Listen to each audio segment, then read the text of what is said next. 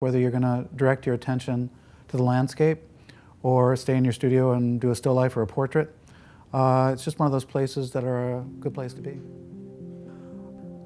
The natural world, the light and the air, the ocean, the sky of Maine, I just have those qualities that painters seem to be drawn toward. Probably those 19th century landscape painters that kind of paved the way were drawn to that, the very things that I imagine brought Homer to paint here and the Algonquin colony. But based on that foundation, artists coming here to look at the landscape, other kinds of artists also came here, because it's also just a nice place to work.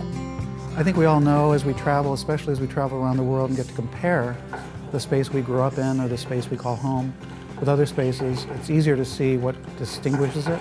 For me, I was born on the coast, New York, but the coast of America. And I guess I grew up with three viable directions. We didn't own a boat.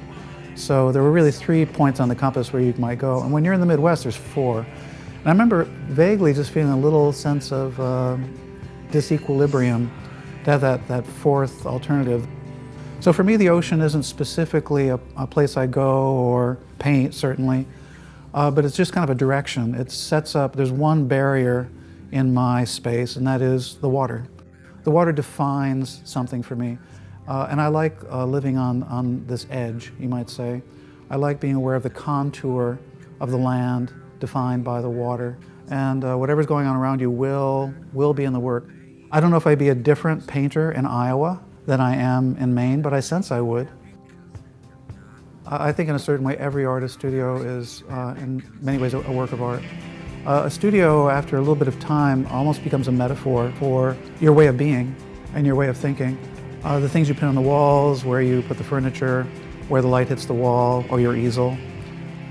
I actually feel I learned the most coming up as an artist when I got to visit other artist studios and just to see how do they store their paint, where do they put their brushes, how do they maintain their brushes, what's on the bookshelf, what do they have pinned to the wall, what's on the CD rack, what are they listening to, what other materials are in the room.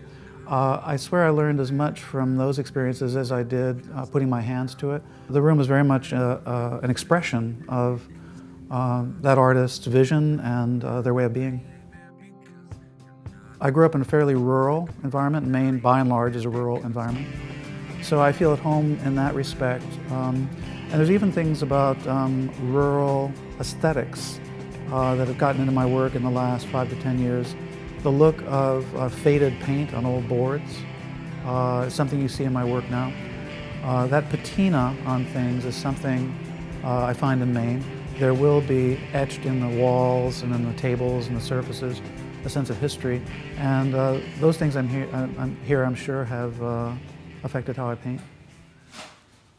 More and more in the world, it's hard to find anybody who's making any kind of utterance, political, social, cultural, that isn't kind of swept up in the need for a soundbite and for hyperbole and hagiography and everything is bigger, better, brighter, bolder. I'm just one of those people that needs a voice somewhere in the world that's still talking about something more simple.